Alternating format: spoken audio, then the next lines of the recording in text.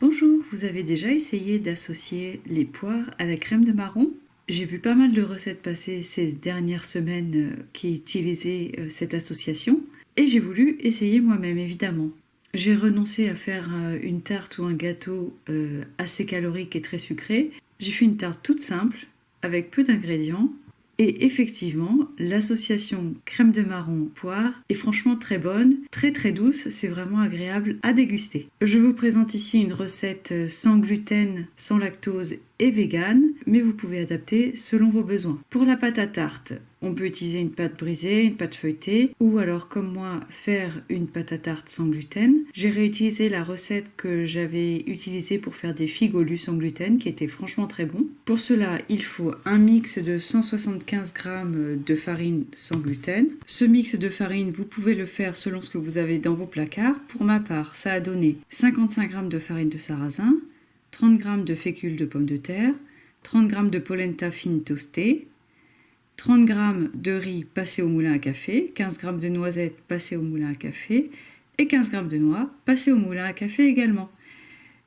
On a aussi besoin d'une pincée de sel, d'une cuillère à café de sucre vanillé, une cuillère à café de poudre à lever, 35 g d'huile, 35 g d'eau et encore en plus 45 g d'eau qu'on n'utilisera sûrement qu'en partie. Et pour garnir, on aura besoin de 150 à 200 g de crème de marron. En Suisse, on trouve surtout des vermicelles, ça fait une crème de marron moins sucrée et plus compacte que la crème de marron qu'on trouve en France. J'ai déjà préparé une autre recette de dessert avec des vermicelles, c'est le gâteau aux châtaignes et aux noix que vous trouvez dans le i en haut à droite.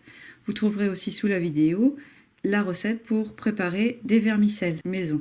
On peut aussi ajouter 1 à 2 cuillères à soupe de crème fraîche ou de crème soja, ou alors quelques haricots blancs cuits mixés. Enfin, on aura besoin de 2 poires et 1 à 2 cuillères à soupe de poudre d'amande ou de noisette à saupoudrer sur la tarte. Si on prépare la pâte à tarte sans gluten, pensez à mettre tous les ingrédients qui la composent environ 1 heure avant au réfrigérateur. Elle sera alors plus facile à préparer. On peut aussi émulsionner les 35 g d'huile et les 35 g d'eau ensemble. Ça permet que la pâte soit meilleure. On étale cette pâte à tarte dans un moule à tarte. On la pique avec une fourchette. Je la fais cuire à blanc une dizaine de minutes. Pour cela, donc, j'ai mis du papier sulfurisé sur la pâte et j'ai recouvert de billes. Si vous utilisez une pâte avec gluten, une pâte brisée classique, c'est peut-être pas nécessaire. Après 10 minutes au four, je la sors. J'étale dessus la crème de marron à laquelle j'ai éventuellement aussi ajouté un peu de crème. Je dépose sur toute la surface de la tarte et je dépose les lamelles de poire au-dessus. Enfin, je saupoudre de poudre d'amande ou de poudre de noisette et j'enfourne pour une vingtaine de minutes à 180 degrés.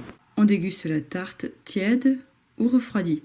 Voilà, c'est une tarte toute simple, sans chichi, mais dans laquelle on sent bien la poire et la crème de marron et franchement, c'est très simple, mais absolument délicieux, très doux, très agréable pour un petit goûter gourmand dans un après-midi d'hiver. Vous retrouvez mes autres recettes de tartes faciles et gourmandes, ainsi que d'autres recettes sans gluten, dans ces listes de lecture, dans le i qui apparaît en haut à droite.